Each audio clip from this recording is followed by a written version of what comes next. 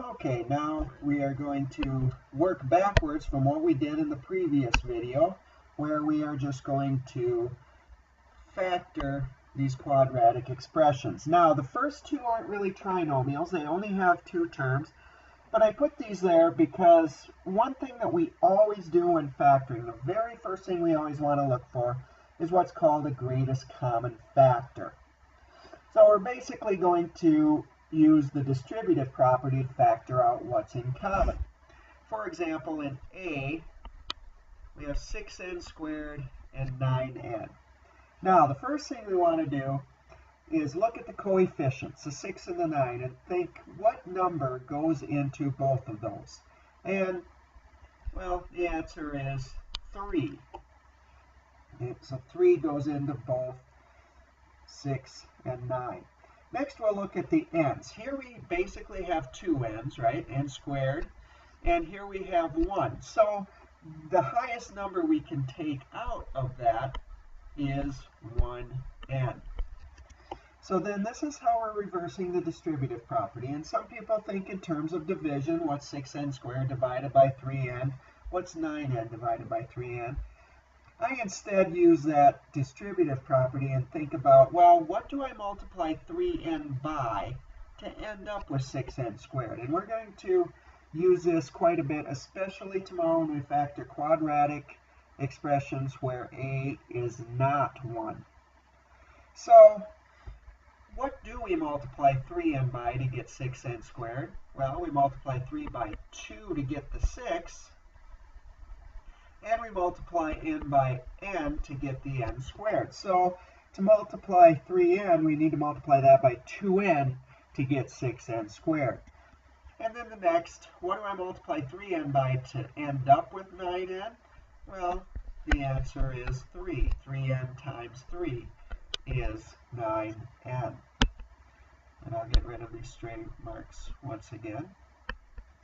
Now, in the next one, we have 7n squared minus 21. And again, whenever you factor, you always want to look for a greatest common factor, something that goes into all the terms first.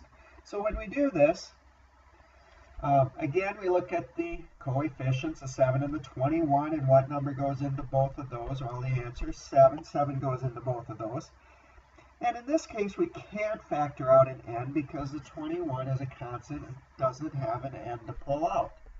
So what do we multiply 7 by to end up with 7n squared? We multiply 7 by n squared to end up with 7n squared. And what do we multiply 7 by to end up with negative 21? Well, the answer is negative 3. So that is the factored form when we factor out the greatest common factor. Now we're ready to start with some trinomials where we are going to factor this into two binomials. So we're going to factor this, and we'll notice from the review of the FOIL that we had x in both of those. So the way you get x squared when you FOIL is by taking x times x. Now, as you recall from the previous video, these two numbers that go in here multiply to the constant. So we're going to look at numbers that multiply to 20. So the first thing I do is I list the numbers that multiply to 20, like 1 and 20, 2 and 10, and 4 and 5. Those are the only pairs of integers that multiply to 20. Now, you'll also recall from the review of the FOIL method that those two numbers in these parentheses also add up to the middle number. So we want them to add up to positive 9. Well, the only pair here that can possibly add up to 9 is the 4 and the 5. That's the only way we can arrange a pair to end up with 9. So we have plus 4 and plus 5 in the parentheses, and that is factored. Okay. Once again, D, first thing we look for is the greatest common factor. Well, nothing other than 1 goes into 1, 14 or 40. And there is no variable in that last term, so we can't factor out a greatest common factor. So we're just going to go straight to our parentheses. We know we're going to have x here, so we're going to look for these two numbers are going to multiply to 40. Well, we think of all the pairs of numbers that multiply to 40. We have 1 and 40, 2 and 20, 3 doesn't go in, but 4 does, 4 and 10, and 5 and 8. Those are the only pairs of numbers that multiply to 40. And a lot of times, until you get comfortable with this, you may just have to do that. Some of you might, after a few of these, might be able to look at one and say, well, I know that the only factors of 40 that add up to 14, we want them to add up to 14. Well, the only ones we can arrange to get 14 somehow is 4 and 10. So we have 4 and 10. And that is the factored form of x squared plus 14x plus 40. Now, later on in the unit, after we practice this skill of factoring, we're going to talk about how this relates to finding those x-intercepts. So that is coming, but right now we just need to practice factoring. All right. Then, in E, there is no greatest common factor here. 1, 14, and negative 72. It's just 1. And there is no variable in all three terms. So we can't factor out a greatest common factor, so we're going to go right to the factoring. And then we think about these two numbers are going to multiply to negative 72. So we can start listing all those numbers that multiply to 72. I'm going to go with 172, 2 and 36, 3 and 24, 4 and 18. This is quite a long list. 5 doesn't. 6 and 12, 7, 8, and 9. Okay, so those are all the pairs of numbers that multiply to 72. 1 and 72, 2 and 36, 3 and 24, 4 and 18, 6 and 12, and 8 and 9. Now, here's what we wanted to add up to. We need them to add up to 14. So we look down this pair, and the only pair of numbers that we can possibly manipulate somehow to get 14 is this 4 and 18. Those are the only ones. Well, how do we get 14 out of 4 and 18 when we add them together? Well, we get 14 if the 4 is negative, because negative 4 plus 18 is positive 14. Now, do these two still multiply to negative 72? Yes, they do. So we're still okay. So we're going to have minus 4 plus 18. Now, order does not matter here. If you want to put x plus 18 in the first set and then x minus 4 in the second, by all means, follow your heart. But you just need both of those numbers in there. It doesn't matter what order they are in. Now in F, again, we do not have a common factor. So we're going to go straight to the sets of parentheses.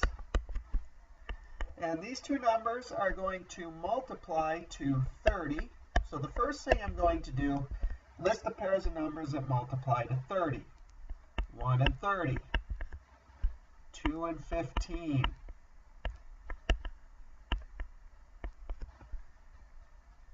3 and 10, and 5 and 6. Those are the only pairs of numbers that multiply to 30. Now, what do we want those numbers to add up to? The b value, negative 11. So, The only pair of numbers that we can somehow manipulate to get 11 is this 5 and 6.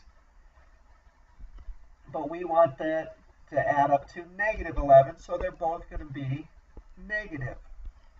That's the only way we get negative 11 for our sum. Do they still multiply to positive 30? Yes, negative 5 times negative 6 is still positive 30. So we're going to have minus 5 and minus 6.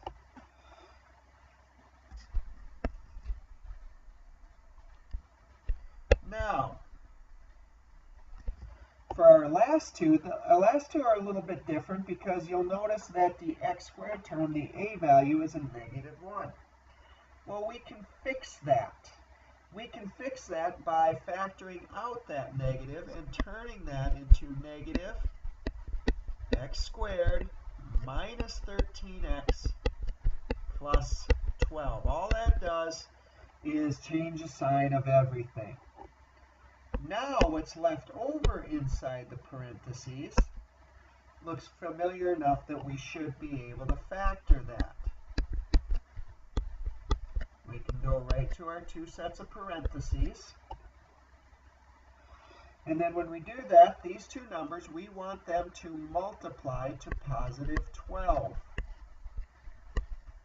Okay, so listing all the numbers that multiply to positive 12, we got 1 and 12, 2 and 6, and 3 and 4. Now, some of you might be good enough at this already where you don't have to list all those pairs. And if that's the case, awesome. Great. If you're still struggling with it a little bit, list all those pairs. It makes it so much easier. Now, what do we want these two numbers to add up to? We want these two numbers to add up to negative 13. Well, the only pair of numbers there in that list that can be manipulated to get negative 13 are 1 and 12. Those are the only two. 2 and 6 cannot be manipulated to get 13. 3 and 4 can't be manipulated to get negative 13. Only the 1 and the 12. Well, we can get negative 13 if they are both negative. Now, do they still multiply to positive 12? Yes, they do. So, we have minus 1 and minus 12. And don't forget that negative you factored out right away and leave that on the outside. Now, with h, we're going to do the same thing. Okay? We are going to factor out a negative so that we can turn that a term into a positive. And that turns the 14x into a negative 14x and the 32 into a negative 32. So now I'll get rid of some of these stray marks with my fingers. Now,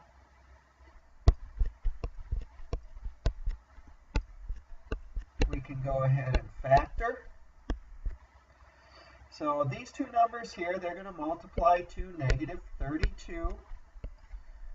So again, first thing I'm going to do is just list all the pairs of numbers that multiply to 32, like 1 and 32, 2 and 16, 4 and 8. 5 doesn't, 6 doesn't, and 7 doesn't. So those are the only three pairs of numbers that multiply to negative 32. And what do we want them to add up to? Negative 14, that middle value. Well, the only pair of these numbers that can be manipulated to negative 14 are the 2 and the 16. And the way we get those to add up to negative 14 is if the 16 was negative. 2 plus negative 16 is negative 14. And 2 times negative 16 is negative 32. So those two work. So we're going to have plus 2 minus 16. And that is the factored form of that. So tomorrow in class you are going to practice a whole bunch of these factoring problems where a is either going to be 1 or negative 1, or we can factor something out to make it be 1. Tomorrow we're going to look at quadratic expressions where a is not 1 or negative 1, and it makes it a little bit trickier, but still not too bad.